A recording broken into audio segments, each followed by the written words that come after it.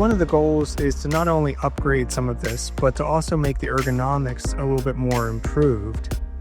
And therefore, we're going to look at every station and see what the best and most optimal use of the space is.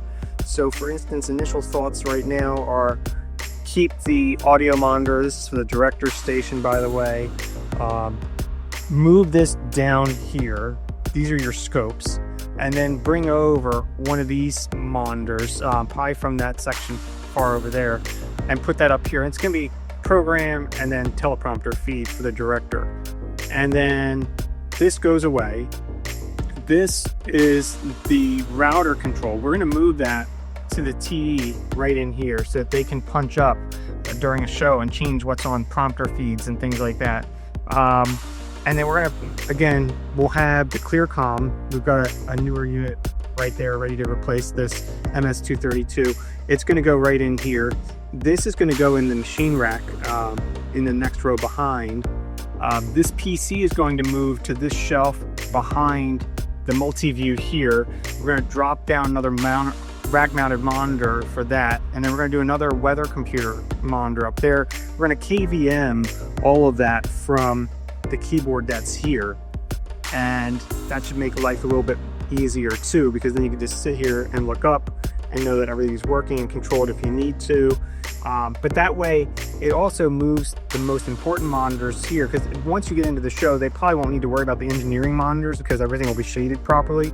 So if they do have a device such as a Chromebook or whatever to pull up their script, they can actually open that, and the lid of that being open will not block any functionality of the buttons down here for the most part. So that's the goal with that. And we'll probably keep these as your live studio cameras 1, 2, 3, and 4 feeds right there.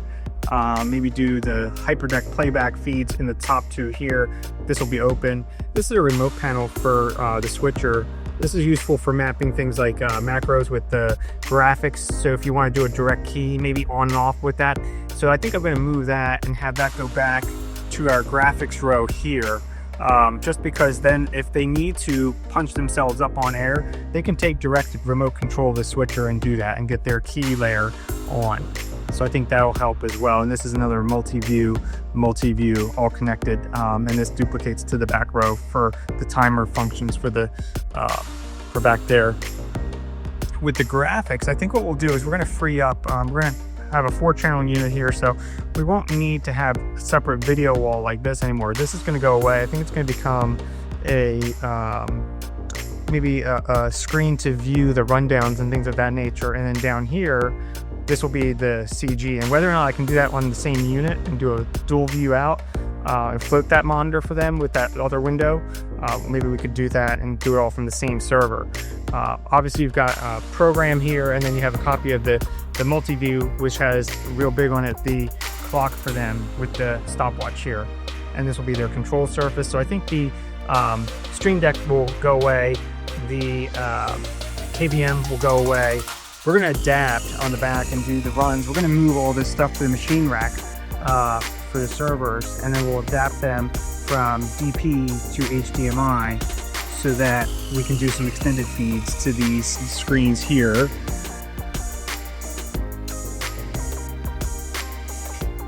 We'll have to run that with audio.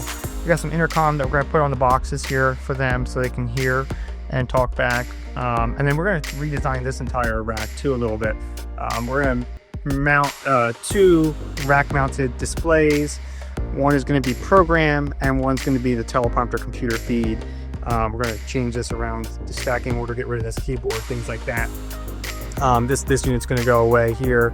We're going to move these microphones up a little bit and change the spacing here around. Maybe put a wireless intercom system in here for the floor and get those antennas raised. And that's the goal for all of this. So lots of wiring. We're going to do some new cameras, new CCUs. All of that's going to get mounted right back in here. Here's our engineering rack. We're going to start from base. We're going to probably do our 4-camera CCUs right in here, and then we're going to connect them. We'll have our ATEM right in here. We've got our switcher, our frame media server and everything. We've got some fiber conversion, network patching going on. We'll probably rack our graphics servers and all in here too, just to keep it all condensed, and then run extension cables for the keyboard and mouse control over along with the displays. And then now free up this entire rack. So like you can see when I'm talking about this computer, that's all going to shift to right in here, which is right adjacent to this, so we can pass the wires through, get the displays wired up. You know, it'd be nice. And then again, not taking up any room. I would do it here, but I don't want to do it on the back of where we got the power. Won't have to move it this way. I'll just do it on this one. It's not that big a deal. It's actually very convenient, and it's dead space anyway, so it makes sense to do it this way. And let's get into it.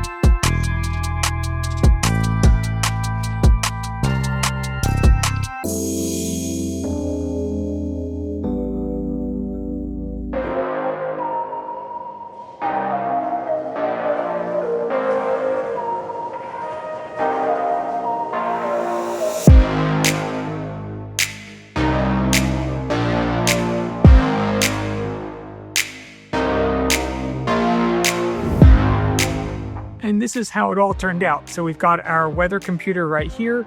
That is this unit right there.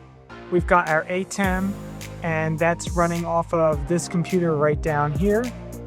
For the software, we have our program audio meters, the ability to do a director's reel if we want. And then we've got program feed here, teleprompter right there, our communication station right here for the director so they can talk to the crew or the talent.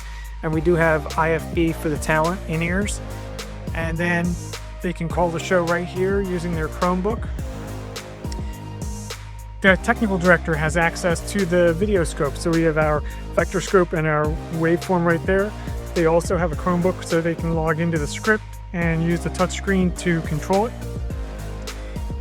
As we talked about before, we did end up putting the routing control right here so they can route different things to different sources during the show if need be. They have their own little intercom box right here they can use to talk to with their headset. For the monitor wall above, you can see that they've got access to seeing all the different networks and what's on air, as well as our main preview program, our mixed effects, our timers, all of our live camera sources, our 6 keyers are down there. We can see all of our still stores, clip players, and teleprompter feed, as well as what's feeding the onset monitors. And then we have our reference to the 2 HyperDeck players over here. We've got our stopwatch over here as well that the TD then can control. Our producer sits right here, and they can check up the scripts and control everything right there from that station. And then going back to this other row here, we have graphics. So graphics has their version of the rundown right there. And then they have control of the show right there for all the graphics. They feed 4 different outputs: the video wall, the onset monitors, full screens, and lower thirds. And that's their control system right here. You can see that they've actually got a copy of the monitor that's right over there. That gives them a copy of the stopwatch, real nice and big, and then program feed as a reference. They also have a little macro row down here for buttons that override the switcher control. If they need to pop their graphic as a downstream key, they can do that and certainly put that on the air right away. They've got their own little intercom box as well. And then we have audio right here, and the audio operator has control over a touchscreen computer for different music effects, sound effects, stingers, things like that. They also have the ability to play back music here from the USB, and they have all of their sources for audio right there. They can talk to the crew, and they can also talk to the talent and the studio using the talkback. If they hit talkback here, this microphone actually, when they hit talent, will go through to both the studio as well as the talent's in-ears. And if they turn this off here, then it just goes to the in-ears of the talent. So they have a little bit more control there. They have a multi-view as well right here, where they can see the teleprompter, all the live camera sources, the 2 clip players, and our HyperDecks. The buses for the audio operator allow them to send different feeds to the speakers, such as the monitor wall, the audio desk, that's them right here where we are, and then the studio. And of course the studio is a mix minus, so you don't have the talent microphones in it. We also have the ability to send it to the comms if we want it in the headsets for everyone as a feed. And then finally we have our teleprompter operator. So they have their computer right here, their controller, and then they've got the ability to look at the script. They can make script changes if they need to quickly edit something. They've got a copy of the program feed right here. And then we have our wireless microphone systems, our video wall controller, wireless intercom controller right there, and some other hardware. The Blackmagic Studio Fiber converters worked out really well right here. They're racked up with our ATEM for control and shading, along with our XPression servers, followed by our production switchers frame and its media server. We're still working on the details with the fiber a little bit and the networking, cleaning that up yet. And then right above that, we've got all of our intercom tie-in for the actual conversion going from 4-wire to 2-wire with the studio and control room cameras and the crew. The other rack has all of the IPTV and battery backup UPS systems. And of course, I've gone ahead and drawn it all up here. Now I've got everything charted out with engineered drawings. One of the things I also like to do is create a really quick cheat sheet of all my presets and routing positions, so I know what my macros are and how everything comes together if I need to quickly look up the cable and I don't want to look at the engineering drawings.